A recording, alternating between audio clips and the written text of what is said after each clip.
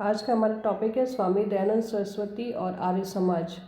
उत्तर भारत विशेषतः पंजाब उत्तर प्रदेश में धार्मिक सामाजिक सुधारों के क्षेत्र में स्वामी दयानंद सरस्वती और उनके द्वारा स्थापित संस्था आर्य समाज ने अहम भूमिका निभाई। यह समाज ब्रह्म समाज और प्रार्थना समाज की तुलना में अधिक राष्ट्रवादी, विदेशी धर्मों के प्रति अधिक आक्रमणकारी रुख रखने वाला और उग्र विचारधारा वाला क्रांतिकारी समाज था। आर्य समाज का वास्तविक उद्देश्य आर्यवर्त के खोए हुए मूल्यों को फिर से प्राप्त करना, असली आर्य शक्ति को पुनर्स्थापित करना तथा अपने आप को अंदरूनी और बाहरी खतरों के मुकाबले के लिए तैयार करना, एक तरह से पाश्चात्य आदर्शों और ईसाई प्रभावों के तेजी से भारत पर छा जाने के विरुद्ध प्रतिक्रिया थी। इसलिए आंतरिक रूप से यह एक हिंदू पुनरुत्थान था। आर्य समाज का सबसे विशिष्ट कार्य शुद्ध आंदोलन था। इसका अर्थ बलपूर्वक या अपनी इच्छा से दूसरे धर्मों में चले गए हिंदुओं को पुनः धर्म परिवर्तन कर हिंदू धर्म में लाना था। 19वीं शताब्दी के धर्म सुधारकों में स्वामी दयानंद सरस्वती का स्थान महत्वपूर्ण है। उनका जन्म गुजरात के टंकारा नामक स्थान पर एक ब्राह्मण परिवार में 1824 को हुआ था। इनके बचपन का नाम मूल शंकर था। इनके पिता का नाम अम्बा शंकर था। 21 वर्ष की युवावस्था में मन की अशांति को दूर करने तथा ज्ञान की खोज में गृह त्याग कर दिया। संस्कृत व्याकरण, दर्शन और धर्मशास्त्र के विशेषज्ञ दयानंद गुरु की खोज में भटकते हुए 1860 ईस्वी में मथुरा गए, जहां उन्होंने पाणिनि व्याकरण के अप्रतिम विद्वान प्रज्ञाचक्षु स्वामी विरजानंद से दीक्षा ग्रहण की। अंत गुरु विरजानंद ने दयानंद को वेदों की दार्शनिक व्याख्या सिखाई और शिक्षा की समाप्ति के बाद दयानंद से गुरु दक्षिणा के रूप में यह मांगा कि वह वैदिक धर्म का प्रचार करते हुए हिंदू धर्म को गंदे क्षेपकों और विकृतियों से शुद्ध करे। 10 अप्रैल 1875 को बम्बई में दयानंद ने आर्य समाज की स्थापना की, जिसमें 28 नियमों का समावेश किया गया। इन्होंने आर्थिक अंधविश्वास, राजनीति, शिक्षा, समाज सुधार आदि पर तीखे प्रहार किए। दयानंद ने सत्यार्थ प्रकाश, वेद भाष्य भूमिका और वेद भाष्य इत्यादि पुस्तकों का प्रणयन किया। इन्होंने निराकार परमेश्वर की सत्ता को महत्व दिया और मूर्ति पूजा, अवतारवाद तथा बाहरी दिखावे का डटकर विरोध किया। ईसाई मिशनरियों ने क्रियाकलापों की कटु आलोचना की और पारंपरिक सभ्यता एवं संस्कृति के प्रति स्वाभिमान पैदा किया। आर्य समाज के सिद्धांत तथा नियम सर्वप्रथम बम्बई में गठित किए गए, पुनः उनको लाहौर में 1877 में संपादित किया गया तथा निश्चित रूप दिया गया। ये नियम थे: सब सत्य विद्या और जो पदार्थ विद्या से जाने जाते हैं उनका मूल परमेश्वर है।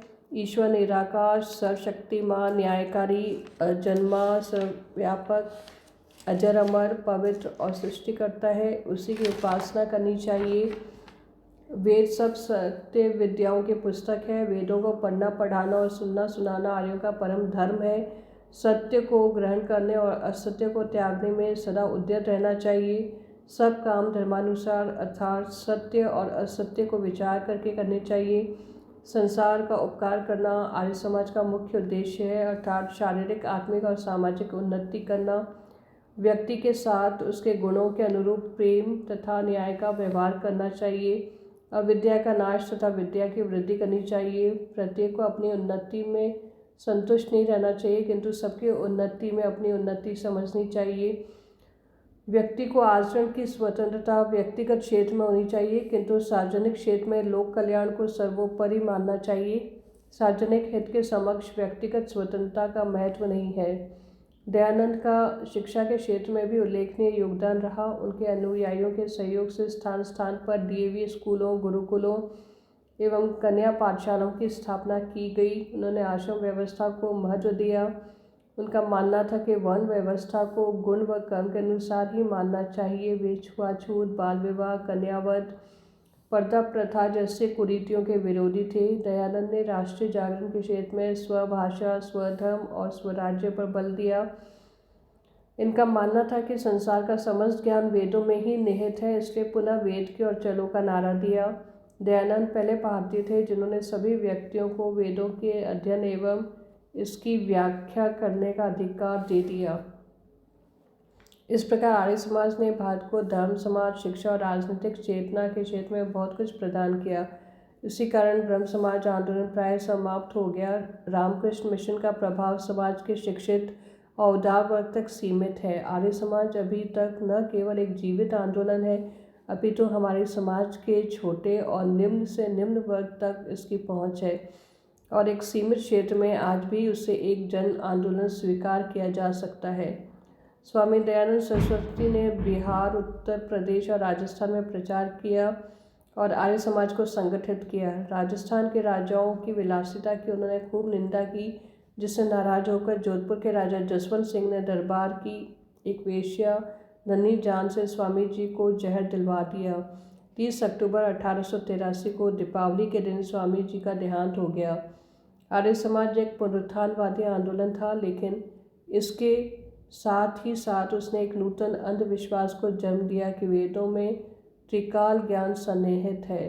इसने अप्रत्यक्ष रूप से हिंदू कट्टरपंथिता एवं सांप्रदायिकता को भी बढ़ावा दिया। धन्यवाद।